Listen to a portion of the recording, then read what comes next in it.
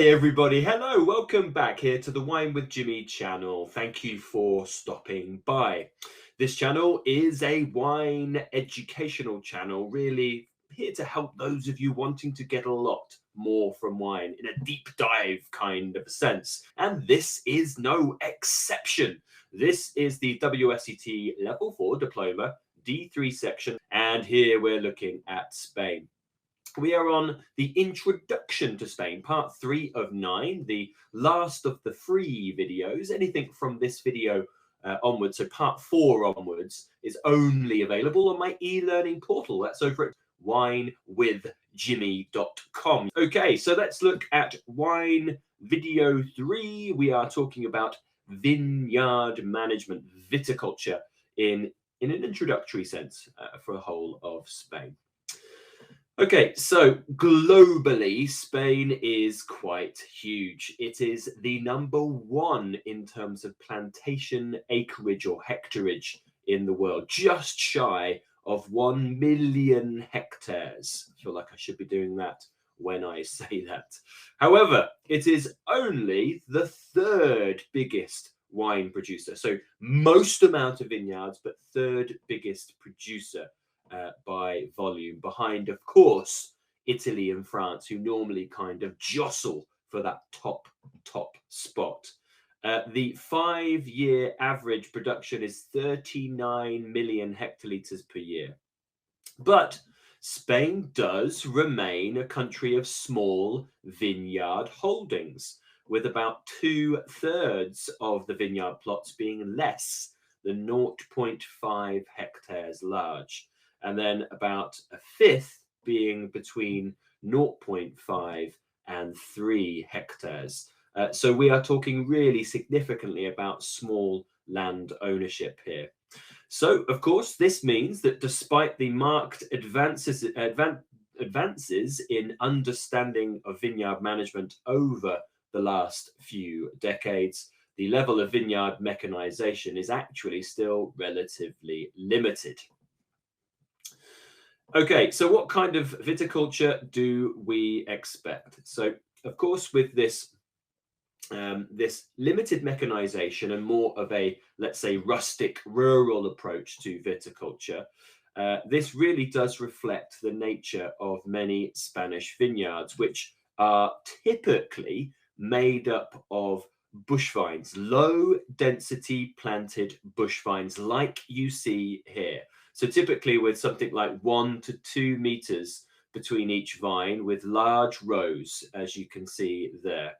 In La Mancha, which you have got in this picture, the largest DO in Spain, vines can be planted at densities as low as 1,000 vines per hectare. Of course, when you give comparisons to things like the Guillot replacement cane, you'll typically see those at sort of 6,000, 8,000, and even 10,000 vines per hectare. So very low density bush vine viticulture.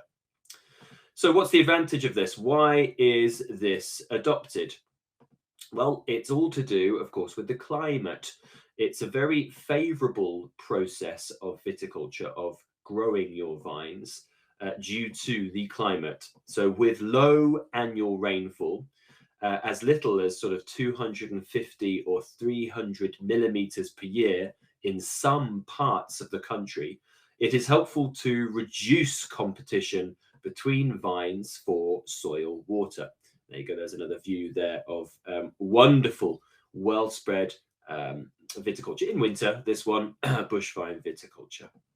If you have any comments, any questions, please do get in touch, and you can do so by commenting on this video. Make sure you click like and click subscribe, because that helps you and me included. Next thing, so we've discussed this a little bit in a previous one in terms of history. Irrigation for grape growing was actually only nationally legalized in 1996. And it's still quite heavily controlled by the specific Consejo Reguladores that we find in each region. In some wine regions, it is only permitted in the establishment of young vines and in extreme cases of drought, while in others it's permitted during the start of the growing season, but not during the ripening period. So it is strategically permitted in terms of viticulture. In many regions, there are significant plantations of old bush vines, like you see in this picture. This is actually Tempranillo in Rioja. Now, these are increasingly being recognized as an asset. And in fact, this has taken a bit of time. When Spain joined the European Union, there were actually subsidies offered to growers to get rid of these plants, to reduce the large area of viticulture in Spain, to reduce the overproduction of European wine. The issue is that it was a very blanketed approach. One shoe fits all. So get rid of your vines, here's some money, and so be done with it. But of course, that meant that some of the older vines were disappearing. They're being uprooted, of course, which can produce exceptionally high quality fruit. So there is now more of a leaning towards actually producing quality wines from old vines and searching out for these old vines and protecting them. So there's limited desire to grub them up and to replant at higher densities, typically, which what might happen. And that's to allow things like irrigation, for example. The very low yields that tend to be produced from these very old vines is another reason why the production is quite favored, because of course quality is quite high off the back of that. And in some cases, we're looking, of course, in excess of 100 years old, and in areas sometimes on their own roots, when you've got areas which are sandier soils. There are people that are out there trying to be custodian of old vines, which is quite important. And here you are about that sandy soils. So Phylloxera affected many regions in Spain in the early 20th century, first being noticed in Emporda in Catalonia. So that's the kind of northeastern coast of Catalonia. And then that was 1879, a little bit after, of course, Spain, but then France, and then starting to spread through Spain. So the benefit of this, that it came after France, is that France tackled with the correct remedy for Phylloxera for quite some time. But by the time it was really established in Spain, sort of in the 1890s, early 1900s, the remedy was pretty much sorted out. So therefore, Spain was able to quickly change to grafted rootstocks, so resistant rootstocks, and that's very typical across most of Spain. But some regions that have sandy soils, like in this picture, such as areas like Toro and Rueda, which is both of those on the Duero River, which is in Castilla y Leon, which is your sort of North Meseta plain. Both of those were unaffected because of the sandy soils. So therefore, you have some incredibly old, ungrafted vines at play. Organic viticulture then. So many producers employ organic viticulture and organic practices, but far fewer are certified. And that's because they consider that few customers in both domestic and export markets are willing to pay a premium for organic wines and hence contribute to the cost of attaining and retaining certification. It's expensive. It certainly is when you have to fill out the paperwork, the bureaucracy, and done on a regular basis. So we do have significant amounts of organic practice, but not necessarily certification. General hazards in this area. So many areas of Spain receive very little rain in the growing season.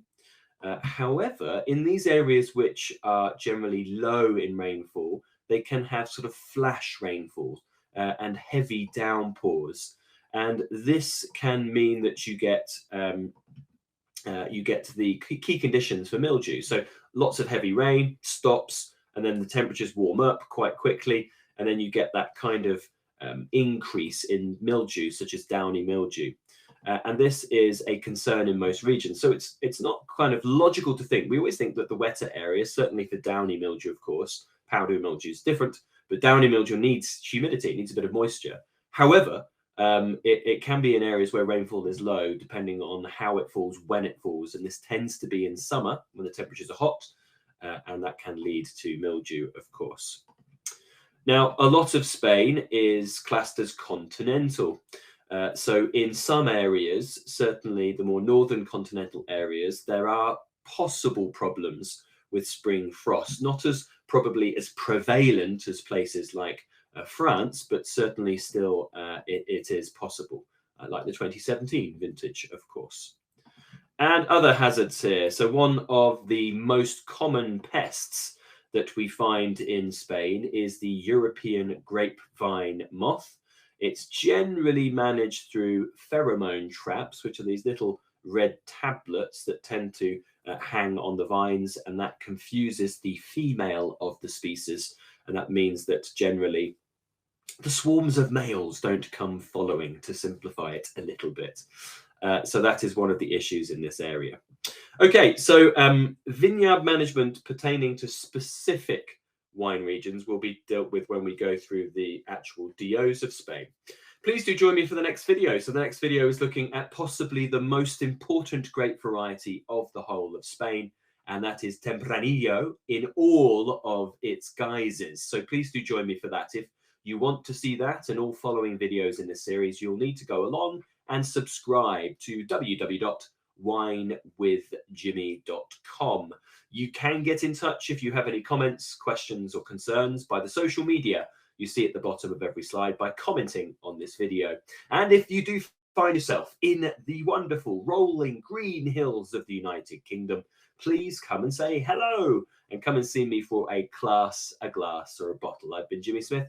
Ciao for now. Goodbye.